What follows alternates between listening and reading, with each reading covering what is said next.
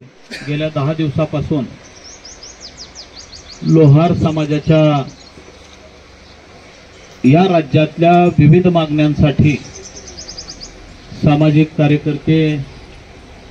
ज्यांची जन्मभूमी आणि कर्मभूमी टाकळी हे गाव आहे ते दादासाहेब कळसाहेब तुमच्या सगळ्या लोहार समाजाच्या वेगवेगळे प्रश्न आणि मागण्या घेऊन गेले 10 दिवस म्हणजे जवळजवळ 3 मार्च पासून ते उपोषणाला बसलेले आहेत। त्यांचं 7 दिवसापर्यंत अखंड आमरण उपोषण चाललं आणि त्याच दरम्यानच्या काळात मी ही बातम्या बघत होतो। आम्ही रयत क्रांती संघटना ही शेतकऱ्यांचे प्रश्न अडीअडचणी सोडवणारी संघटना आहे आणि मलाही वाटलं की या लोहार समाजासाठी आपणही एक रयत क्रांती संघटना म्हणून त्यांना या व्यासपीठावर जाऊन पाठिंबा द्यावा म्हणून गेल्या 3 दिवसापूर्वी मी दादासाहेब कळसाहेब आणि त्यांच्या लोहार समाजाला पाठिंबा देण्यासाठी आलो। पाठिंबा दिला आणि याच व्यासपीठावरून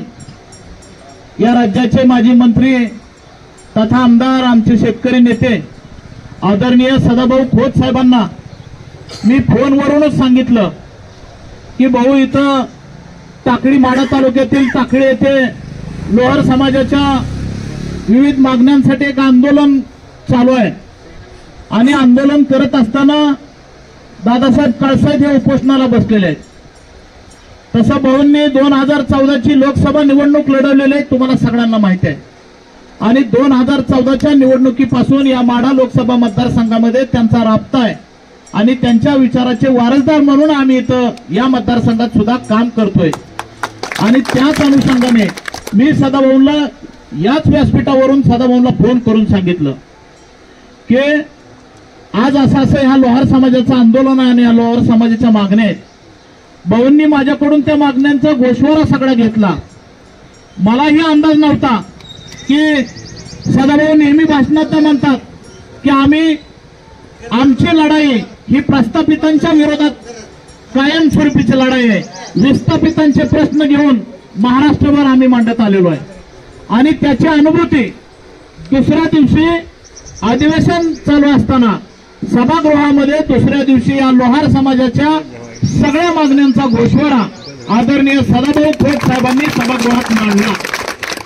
म्हणजे लोहार समाजाने असं समजायची कारण नाही की आम्हाला कोणताही राज्यात नेता नाही किंवा आम्हाला कोण राज्यात कोण आमचा पाठीराखा आहे का नाही। भावांना मी तुम्हाला या व्यासपीठावरून एक शब्द देतोय की या लोहार समाजाला नेता सुद्धा जो प्रस्थापितांचे प्रश्न सोडवण्यात सातत्याने या महाराष्ट्रात अग्रेसर आहे ते सदाभाऊ खोत तुमच्या बरोबर कायमस्वरूपी पाठीशी असतील आणि त्या